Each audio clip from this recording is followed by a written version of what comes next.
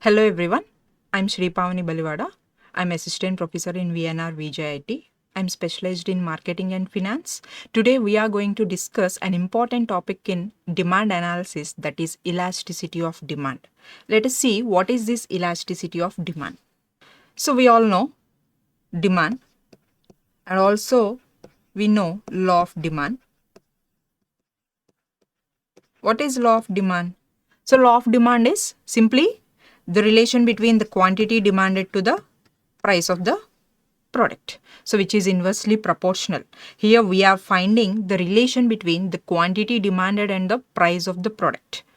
But how much means if you want to measure the rate, it is not possible in this law of demand. Law of demand is giving you just the relation between the quantity demanded and the price of the product. That's all. Suppose if you want to measure the rate at which it was changing, either increasing or decreasing, then it is not found in this law of demand. So then you have to go in depth of that. So that is an important concept was evolved, which is called as elasticity of demand. Elasticity of demand is simply, you can say, it is rate. It is rate, the rate at which it is changing. So we all know, everybody knows, the quantity demanded and the price are interrelated. They both are changing. At what rate it is changing? If you are able to find that, that is called as this elasticity of demand. Elasticity of demand is nothing but the rate of response, how it was changing, how much it was changing. Suppose if 5 units of price is changed, how many units of quantity demanded is changing? So if you are able to measure that, that is called as this elasticity of demand. So elasticity of demand is the responsiveness of the consumer due to change in the price. That is called as elasticity. Okay, so what is elasticity? Elasticity means the rate of responsiveness of the consumer. Means, so his purchasing pattern is being changed because of change in the price. How that pattern was changed, how much it was changed, the rate at which it was changing is known as this elasticity of demand. The responsiveness of the consumer due to the change in the price of any commodity, that is called as elasticity. And here you can see the definition given by the famous economist Alfred Marshall. So he has defined it is a percentage change in the quantity demanded to the percentage change in the price. So that is elasticity of demand. So if we are measuring the percentage change in the quantity demanded with respect to the percentage change in the price, that is elasticity of demand. And in general, you can also have one more definition, like instead of price, you can use demand determinants. If demand determinants, if you are able to measure the quantity demanded with respect to the change in the demand determinants, that is also called as elasticity of demand. What are the demand determinants? Already we have discussed. What are the demand determinants? The demand determinants are the price of the product, the income of the consumer, the price of the related goods,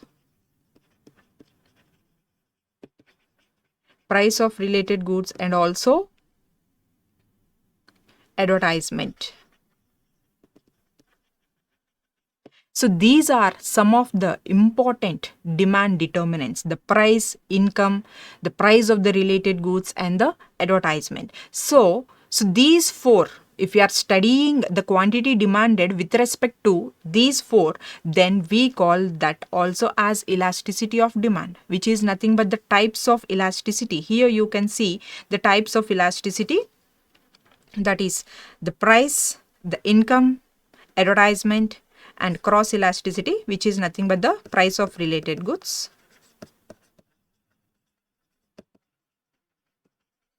So these are the types of elasticity of demand. So what is elasticity of demand?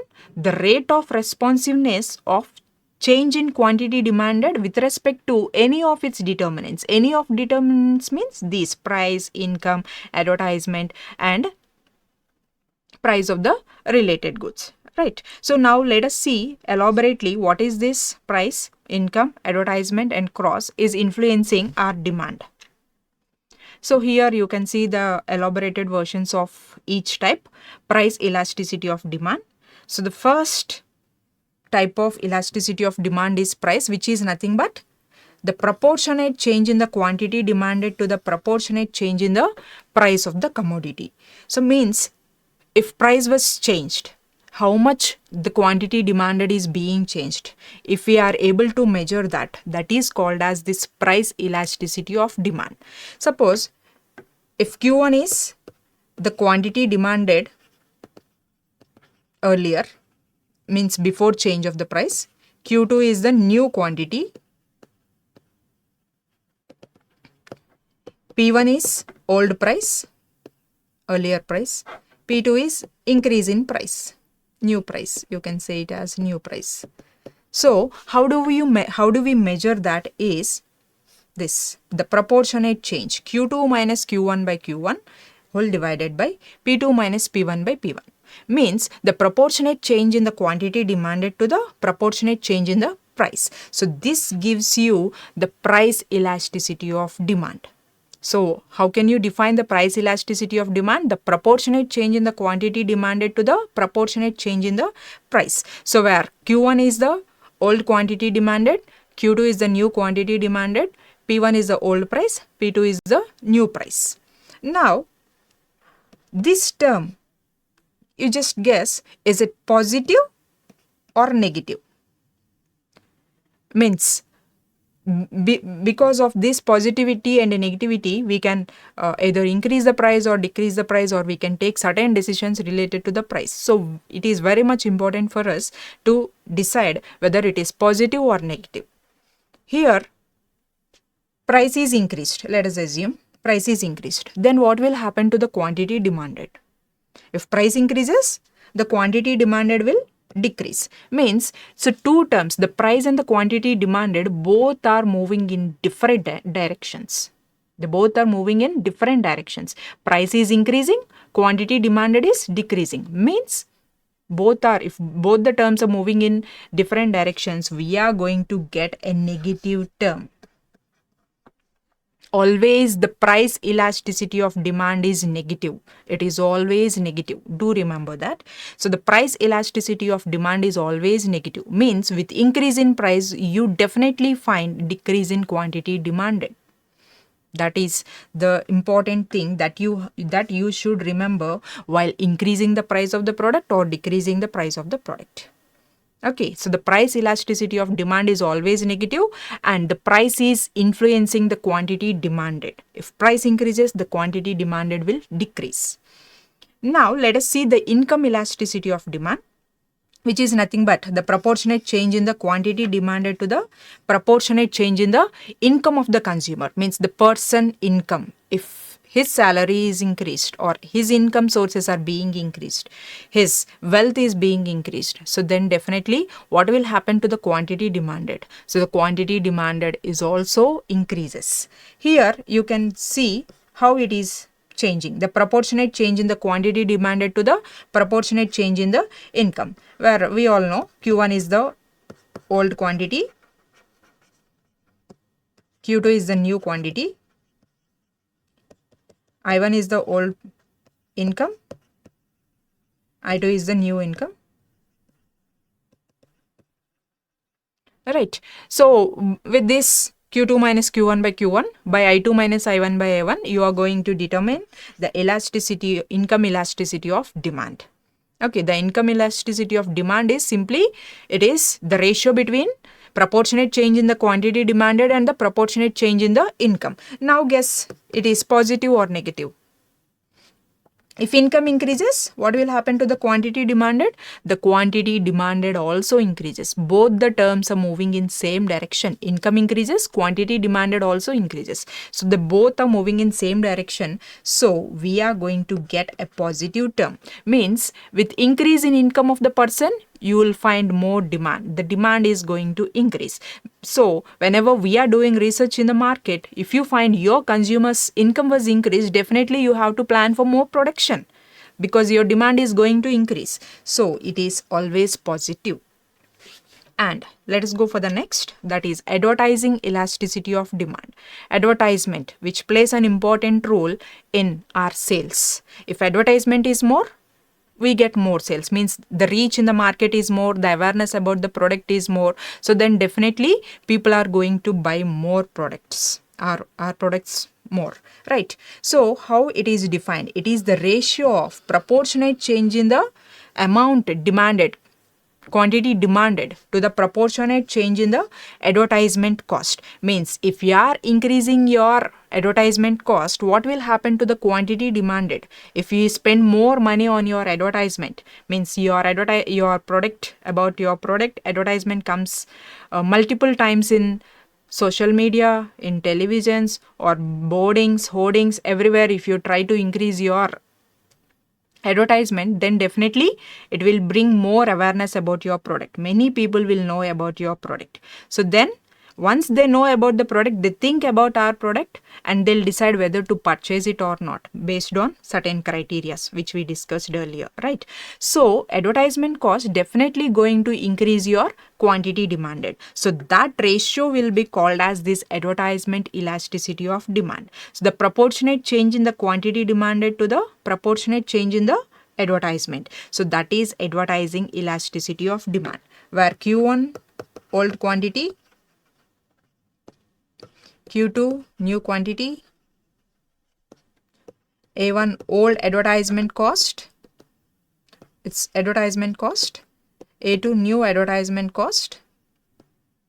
So if you spend more money on advertisement, so your quantity demanded is increased. Now you just say, is it positive or negative? So definitely it is positive. If advertisement cost is increased, your quantity demanded is also increases. So you can spend more money on advertisement so that your demand will increase. Your demand for the product will increase. The next and the last important type of demand analysis is cross elasticity of demand. So why we are saying it as cross? So this cross elasticity means it is price of related goods. What are related goods? Earlier we discussed again. Here related goods are nothing but the substitute goods and the complementary. Here itself we have related goods are substitute goods and the complementary goods. What are substitute goods? Substitute goods means instead of one product you can use another product. Complementary good means so which is included in the product. Like in a pen, how refill is being included, that is complementary. So the price of this substitute and the price of this complementary is also changing your demand for your product. Suppose take an example, your product is tea. Tea is your product. Okay, so coffee is competitor's product. Now the price of coffee is increased because of certain conditions. Now what will happen to our product?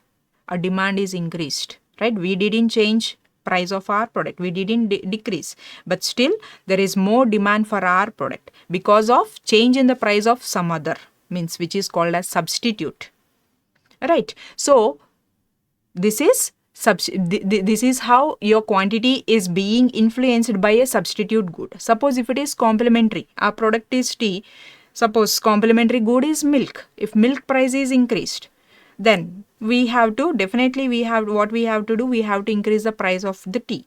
Means we don't have any intention to increase the price of the product, but because of change in the complementary good, what we have done, we have increased our own price, right? So if price is increased, then what will happen? The demand is going to decrease. So this substitute good and complementary good is making you to change your quantity demanded. Right. So that is the reason we are calling it as cross elasticity of demand. We are finding the quantity demanded of some other product and based on something else, right? Some other product Y. So for product X, we are measuring the quantity demanded, and for product Y, we are measuring the price. Means both are different. So that's the reason we are calling it as cross. So if you see, the previous cases, here we are measuring for the same product, the price elasticity of demand. Here the quantity demanded is for product X, the price is also product X. Here the quantity demanded is product X, and here the customer who related to the product X. And here advertisement for product X, cost is for product X, and demand we are measuring is also for product X. Whereas for here this cross elasticity of demand, we are measuring the quantity demanded for product X, but we are taking the determinant for product Y. So that's the reason we are calling it as cross elasticity of demand. So mathematically you can represent it as Q2X minus Q1X by Q1X divided by P2Y minus P1Y by P1Y. So where Q2X is old quantity of product X, Q1 is old quantity of, Q1X is old, Q2X is new quantity of product X. Okay, so whereas P1Y is price of the related good, old, new, old price of Y, P2Y is new price of Y, right? So here we are studying about two different things for product X and product Y. So that's the reason we are calling it as cross elasticity of demand. And guess, is it positive or negative? So it is different for both the cases. For substitute, so substitute good, if price of the substitute good increases, our quantity demanded will increases. Means for substitute good it is positive. For complementary, if the price of the complementary good increases, our product price also increases, so demand will decrease. So it is negative. In case of substitute good, the cross elasticity of demand is positive. In case of complementary good, the cross elasticity of demand is negative. Right. So based on this, based on the positivity of the price elasticity, the negativity of the price elasticity of demand, the positivity of the income elasticity of demand, positivity of advertising elasticity of demand, the positivity of substitute goods price and complementary goods price negativity. So based on these elements, so important decisions will be taken. So means whether to increase the price or decrease the price. So the major price decision makings will happen because of this elasticity of demand. So that's the reason we have studied this elasticity of demand. I hope we are clear with this elasticity of demand and the types. And here are the references that I followed for this. Thank you. Like, share, comment, and subscribe VNR Digital Learning Resource YouTube channel.